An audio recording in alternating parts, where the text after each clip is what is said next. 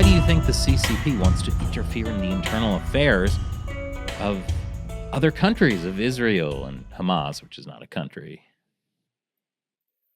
Well, I mean, the Chinese Communist Party has been active all around the world since its beginning in revolutionary movements. I mean, that's why you have the term Maoist whatever. You have Maoist terrorist groups in India. You have Maoist groups all over the world. In South Africa, they helped SWAPO and all these different organizations overthrow the governments. So yeah, they're into that. That's their thing. You never see Maoist dumplings or dim sum. Maoist dim sum. It would just be red cooking pork. That's the whole thing. That's all. That's great. But, that was Mao. Now it's the good CCP, right? Like they don't fund. They don't believe in that global international communism, right? I think you drank the wrong Kool-Aid, Chris.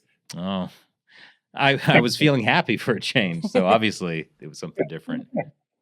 So they are still doing this then. Yeah. It continues throughout everywhere. I mean, you look at Myanmar, you look at, like I said, I mentioned India, you look at Nepal, you look at all the regions that they're doing it. You had a whole thing on the Solomon Islands. I mean, they're continuing to do it everywhere.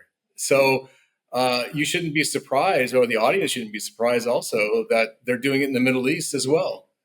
I guess when you think about things like the Solomon Islands, like that's like it's obvious that the CCP is doing these influence campaigns on the governments of different countries around the world. But it's like giving money to bribing people, not like funding or giving arms to Hamas kind of stuff, which is definitely what Mao did back in the day.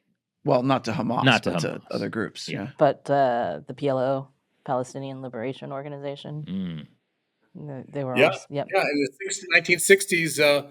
Yasser Arafat, when he was head of the PLO, he made many visits to China. In fact, he also visited Vietnam during the Vietnam War to learn lessons from the Viet Cong on how to, try to get rid of the Israelis. And Ho Chi Minh told him, "You have one problem."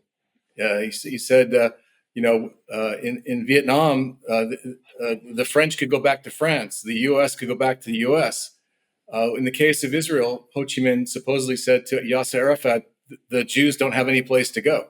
So you're not going to win that war. Not what he wanted to hear.